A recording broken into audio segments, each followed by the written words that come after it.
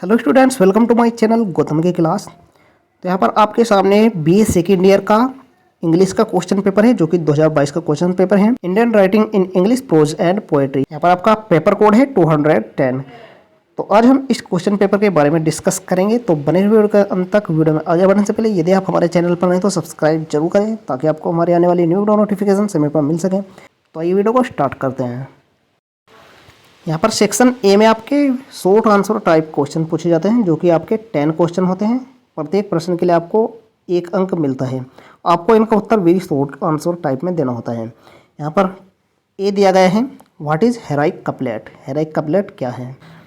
इसका आंसर आप लिख सकते हैं कि heroic couplet is form by lines of iambic pentameters which rhyme in pair as A B B and so on. यानी इसका हिंदी में अर्थ होता है आयम्बिक पेंटामीटर की पंक्तियों से हेराइक कपलेट का निर्माण होता है। इसमें दो दो पंक्तियों की लयात्मकता होती है और इसका लय सूत्र यानी इसकी राइम स्कीम होती है ए बी बी और आगे इसी प्रकार से चलती रहती है सी सी डी डी ई ई। इसी प्रकार से इसकी राइम स्कीम चलती रहती है, तो इसे ही हेराइक कपलेट कहा जाता है।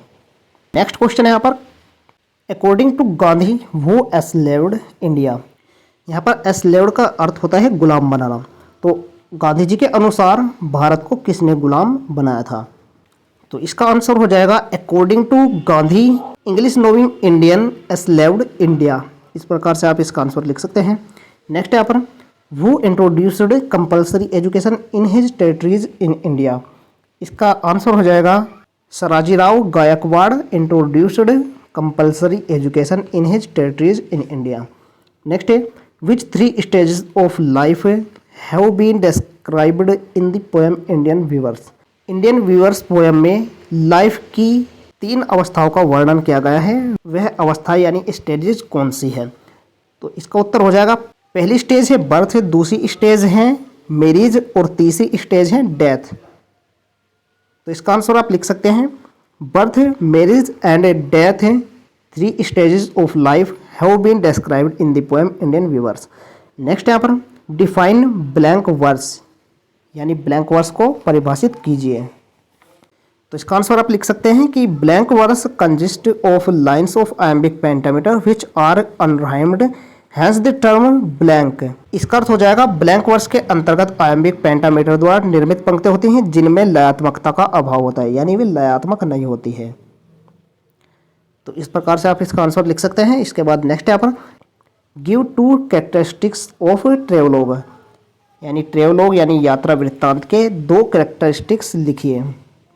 ट्रेवलॉग का आप पहला कैरेक्टरिस्टिक्स यानी विशेषता लिख सकते हैं कि a travelogue contains vivid descriptions of the place you are travelling इन।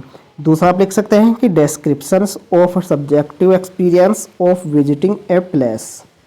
ये 2 कैरेक्टरिस्टिक्स आप लिख सकते हैं ट्रेवलॉग के। इसके बाद नेक्स्ट यहाँ पर what for Bankim Chandra is better known यानी बंकिम चंद्र को किसके लिए बेहतर रूप से जाना जाता है? तो इसका उत्तर आप लिख सकते हैं कि वंदे मातरम लिख सकते हैं आप। वंदे मातरम के लिए भी उन्हें बहुत अच्छे से जाना जाता है। या आप इसमें और भी जोड़ सकते हैं कि Bankim Chandra is better known for his later work such as Devi Chandrani, Anand Math, Krishnacharit and धर्म तत्व एंड कपाल कुंडल, विश्ववृक्ष ETC। तो इस प्रकार से आप इसका उत्तर लिख सकते हैं। नेक्स्ट देखते हैं यहाँ पर, नेक्स्ट है who is considered to be the mother of modern Indian English poetry. इसका राइट आंसर हो जाएगा Kamala Das is considered to be the mother of modern Indian English poetry. Next है who is sitting inside the palanquin in the poem palanquin bearer. तो इसका answer हो जाएगा bride is sitting inside the palanquin in the poem palanquin bearers. Next है who wrote the poem soap यानी जो poem लिखी गई है सोप वह किसके द्वारा लिखी गई है? तो वह नसीम इज़ीकिल के द्वारा लिखी गई है। इसका राइट आंसर हो जाएगा नसीम इज़ीकिल। इसके बाद यहाँ पर आपके सेक्शन B, C, D एवं E आ जाते हैं जिनमें डेस्क्रिप्टिव आंसर टाइप क्वेश्चन पूछे जाते हैं। क्वेश्चन नंबर 2 है यहाँ पर describe Bankim Chandra's views on the hollowness of the method of political agitation. अथवा में पूछा गया है और में पूछा गया है, आपको इनमें से एक का ही उत्तर देना होता है। Why had our ancestors dissuaded us from luxuries and pleasures. इसके बाद सेक्शन सी आ जाता है यहाँ पर। क्वेश्चन नंबर 4 है discuss the theme of the poem a river by Ramanujan. अथवा में पूछा गया है ये भी। इसमें से आपको केवल एक का उत्तर लिखना होता है। Draw a character sketch of the professor as presented by Nissim Ezekiel in his poem the professor. Next में आपका सेक्शन दिया जाता है। क्वेश्चन नंबर 6 है यहाँ पर। Discuss any 2 stages of life as a narrated in the poem Indian weavers by Sarojini Naidu. अथवा में पूछा गया है ये भी। Critically analyse the song 11 of Gitanjali leave this chanting. Section E आ जाता है यहाँ पर। इसमें आपको 4 प्रश्न दिए जाते हैं, उनमें से केवल आपको 2 ही प्रश्न करने होते हैं। यहाँ पर ए दिया गया है write a note on autobiography. B दिया गया है describe any one travelogue from India. C दिया गया है discuss Tilak as a democratic politician. इसके बाद डी है यहाँ पर what are Kamala Das views about words. तो ये सभी क्वेश्चंस थे जो कि आपके 2022 में पूछे गए थे। आप देख सकते हैं किस प्रकार से आपके एग्जाम में क्वेश्चन पूछे जाते हैं। इसी प्रकार से आपके इस वर्ष भी एग्जाम में क्वेश्चन पूछे जाने वाले हैं। तो आप एग्जाम में जाने से पहले सभी क्वेश्चंस के आंसर जरूर रिवीजन करके जाएं। आपके एग्जाम में क्वेश्चन देखने को मिल सकते हैं।